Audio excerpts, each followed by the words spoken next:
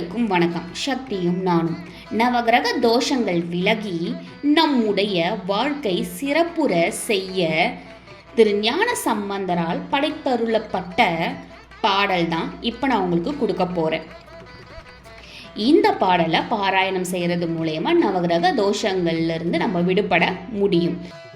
அதற்கு முன்னால் திருஞான சம்பந்த பெருமான் அப்பர் பெருமானுடன் திருமறைக்காடு அதாவது வேதாரண்யத்தில் தங்கியிருந்த போது பாடி அருளிய பதிகம் திருக்கோயிலின் முக்கியமான வாசல் வேதங்களால் பூசிக்கப்பட்டு பல ஆண்டுகளாக மூடப்பட்டிருந்தது. அடைப்பட்டிருந்த கதவு திறக்க அப்பர் பெருமானும் கதவு மறுபடியும் மூட ஞானசம்பந்த பெருமானும் பதிகம் பாடிய தலம்தான் இந்த வேதாரண்யம். இதை பற்றி நான் இதற்கு முன்னாடி இருக்கிற பதிவில் கொடுத்துருக்கேன். அவனோட லிங்கை கீழே கொடுக்குறேன், வேணும்னா போயிட்டு பாருங்க. சரி, கூன் பாண்டியன் அரசாட்சி செய்த மதுரையில் சைவம் மறைந்து சமணம் மேலோங்கும் நிலை வந்துவிடக்கூடாதே என்ற வருத்தம் மேலிட மங்கையர்க்கரசியாரான பாண்டிமாதேவி குலச்சிறையார் என்ற அமைச்சரை வேதாரண்யத்திற்கு அனுப்பி ஞானசம்பந்த பெருமானை மதுரைக்கு அழைத்து வர செய்தார். மன்னர் சமணத்தை தழுவி நின்றால் மக்கள் நிலையும் அவ்வாறே ஆகுமே என வருந்தி நின்ற மங்கையர்க்கரசியாரின் அழைப்பை ஏற்று குலசிறையாருடன் புறப்பட தயாரானார் ஞானசம்பந்தர். உடனிருந்த நாவுக்கரச பெருமான் நாளும் கோலும் சரியில்லாத நிலையில் ஞானசம்பந்தர் புறப்பட வேண்டியுள்ளதே என எண்ணி இப்போதற்கு வேண்டாமே என தடுக்க, நாளும் கோலும் சிவனடியாருக்கு நல்லனதான் செய்யும், அவன் அருள் இருக்க அஞ்ச வேண்டியது இல்லை என வேயூறு தோழிபங்கன் என்று தொடங்கும் பதிகத்தை பாடி புறப்பட்டார்.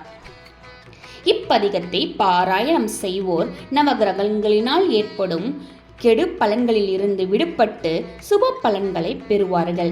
யம பயமின்றி வாழ்வார்கள். கொடிய விலங்குகள், ஆயுதங்கள், பெரும் மழை, இடி, மின்னல் முதலான இயற்கை சீற்றங்கள், பூத பிசாசுகளால் ஏற்படும் தொல்லைகள், வெப்பு நோய், குளிர்ஜுரம், வாதம், பித்தம் இவைகளால் ஏற்படும் உபாதைகள் அனைத்திலிருந்தும் விடுபட்டு இறைவன் அருளால் இனிது வாழ்வர்.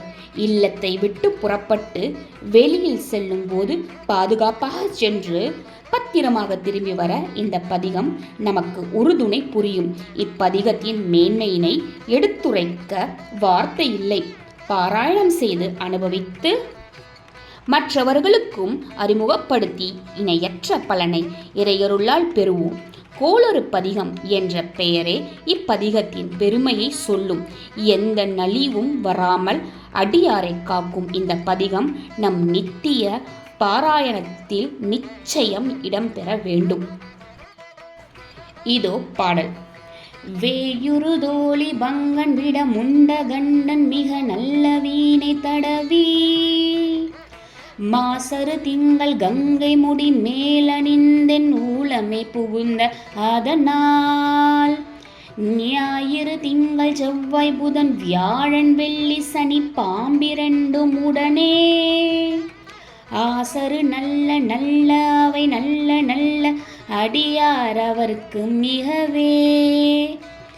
இதன் விளக்கமானது. வேயுறு தோழிபங்கன், வேயம் என்றால் மூங்கில், மூங்கிலை போன்ற அழகான தோள்களை உடைய எம்பெருமான். விடமுண்ட கண்டன், ஆழகால விஷத்தை உண்டு தன் கழுத்தில் கண்டத்தில் வைத்திருப்பவன் மிக நல்ல வீணையை மீட்டிக்கொண்டு இருக்கிறான். அதே மாதிரி மாசரு திங்கள், மாசரு என்றால் குறை இல்லாத, திங்கள் என்றால் நிலவு, நிலவையும் கங்கையும் தன்னுடைய முடி மேல் அணிந்துள்ளான். அப்படிப்பட்ட எம்பெருமான் என் உள்ளத்தில் இருக்கும் பொழுது இந்த ஞாயிறு திங்கள் செவ்வாய் புதன் வியாழன் வெள்ளி சனி பாம்பிரண்டு என்றால் சாயா கிரகம் ராகு கேது, இந்த 9 கிரகங்களும் இந்த அடியாரை என்ன செய்துவிட முடியும் அப்படிங்கிறது தான் இதனுடைய விளக்கம். இந்த பாடலை பாராயணம் செய்து நல்ல பலனை பெறுங்கள். கண்டிப்பாக உங்கள் நண்பர்களுக்கும் இதை பகிருங்கள். நன்றி. ஓம் நம சிவாய.